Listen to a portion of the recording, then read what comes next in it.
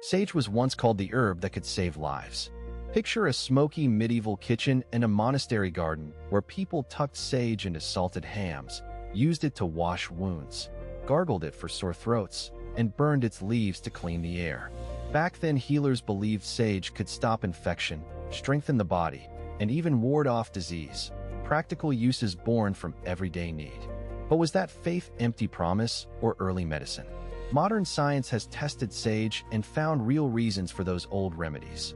Compounds in the leaves can fight some bacteria, reduce inflammation, and act as antioxidants.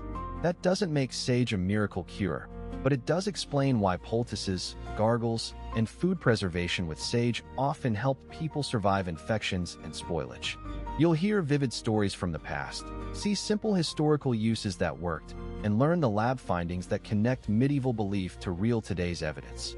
What did they get right, and where did they overreach? Let's follow the trail of smoke, steam, and science to find out why sage was considered a life-saving herb. In medieval Europe, people trusted sage because its effects were visible and repeatable in daily life. Healers and householders used sage leaves in gargles for sore throats, in poultices for cuts and wounds, and as a wash to clean infected skin. Cooks sprinkled it into fatty dishes and sometimes rubbed it on fresh meat to slow spoilage, while strewing it across floors or burning it as a fumigant to freshen the air. Apothecaries recommended sage for calming excessive sweating and easing stomach discomfort, and the plant's strong aroma made it a natural choice for preserving and scenting living spaces. What did people mean when they called it life-saving? In part, it was practical observation. When wounds dressed with sage-based salves became less rotten, or when a household that used sage suffered fewer offensive odors and fewer obvious infections, the herb earned a reputation. This belief was framed by older medical ideas about balancing the body and clearing bad air, but everyday use, gargling, washing, seasoning, and fumigating, was where the herb proved useful to people in their homes and wards. Midwives and cooks both kept sage on hand. It was not only a medicine on the shelf, but also a common kitchen plant. Modern science helps explain many of those old observations. Sage contains natural compounds such as rosmarinic acid and carnosic acid, along with aromatic oils like eucalyptol and small amounts of thujone. Laboratory tests show sage extracts can inhibit certain bacteria and fungi and reduce markers of inflammation. Clinical research has also suggested that standardized sage extracts can support memory and reduce some menopausal symptoms in controlled settings. At the same time, scientists note that concentrated essential oils can be risky because of thujone, so traditional tea or culinary use tends to be much safer than high-dose extracts. So how do medieval expectations compare with what we know now? The big picture lines up. Using sage for wound care, sore throats, food preservation, and as a topical antiseptic makes sense given its antimicrobial and anti-inflammatory actions. It was not a magic cure for every deadly disease, but practical uses could and did lower risks of infection and discomfort. Today, sage remains useful in kitchens and home remedies, and it also inspires modern herbal medicines. Still, modern medicine and controlled dosing matter, and sage is best treated as a helpful, evidence-supported herb rather than an all-powerful panacea. How sage was used to treat disease. When people fell ill in medieval towns, sage was commonly turned to as a practical remedy for wounds, coughs, and sore throats.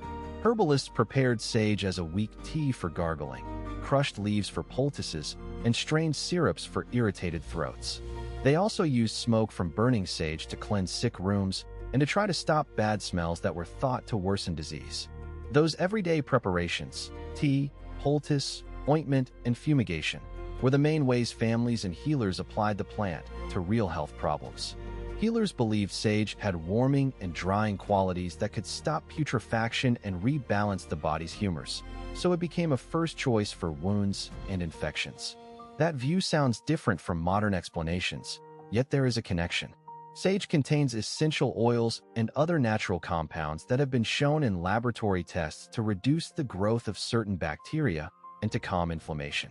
In simple terms, what medieval practitioners described as preventing rot or purifying a wound can map onto antimicrobial and anti-inflammatory actions that modern science recognizes, though not as a cure-all. In daily life, the uses were straightforward and practical. A mother might steep a handful of leaves in hot water, let the liquid cool, and use it to rinse a child's sore throat. A barber surgeon could mash fresh leaves into a poultice and lay it on a cut to keep the dressing from smelling and to support healing. Apothecaries made lozenges and syrups flavored with sage for mouth ulcers and persistent coughs. Even people who could not read kept jars of dried sage by the hearth because it was cheap, easy to grow, and seemed to help when nothing else did. Modern research does not confirm every medieval expectation, but it does validate some uses. Laboratory studies show sage extracts can inhibit certain microbes and reduce markers of inflammation in cells. Small clinical studies suggest topical or gargled preparations may ease mild throat irritation and help with oral inflammation. Still, sage is not a substitute for modern wound care or antibiotics when those are needed. So why was it trusted so widely then? And what can we learn now? The lesson is that careful observation and repeated practical use led people to rely on sage, and science today is able to explain some, though not all, of those old observations. Did sage actually work as medicine? Medieval herbalists and household cooks treated sage as a powerful, practical plant and used it everywhere. In teas for sore throats, as a wash for wounds, in stews to help preserve meat, and even burned to mask bad smells and clean the air during outbreaks of illness. People believed it warmed the body, stopped excessive sweating, and helped balance the body's humors. So a simple cup of sage tea or a poultice of crushed leaves could be found in many homes. This everyday use created a lot of real-world evidence. If a gargle eased a sore throat or a rubbed leaf seemed to dry pus and reduce swelling, that raised confidence that the herb worked.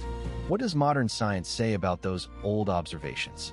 Laboratory tests show sage as compounds that fight microbes and calm inflammation.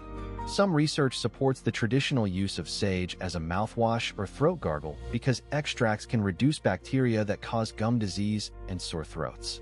Other studies point to antioxidant activity, which helps explain why people felt it eased irritation and slow healing wounds when used as a wash or poultice. And there is evidence from clinical research that certain sage preparations can improve memory and attention in people with mild memory problems, which lines up with folk claims about mental clarity. In daily practice, past methods match up with what works today in clear ways. Making a tea and using it to rinse the mouth or drink for a sore throat is sensible. Applying a cooled infusion to a small cut might help clean it and reduce inflammation. Using sage to flavor and slightly preserve fatty foods also had a practical basis, because its natural oils can slow the growth of some spoilage microbes. At the same time, medieval expectations that sage would cure every illness were too broad. Modern studies show clear benefits for certain uses, but do not support sweeping claims of a universal cure. Safety matters. Essential oil is concentrated and can be strong or even harmful in high amounts because it contains volatile compounds that affect the nervous system.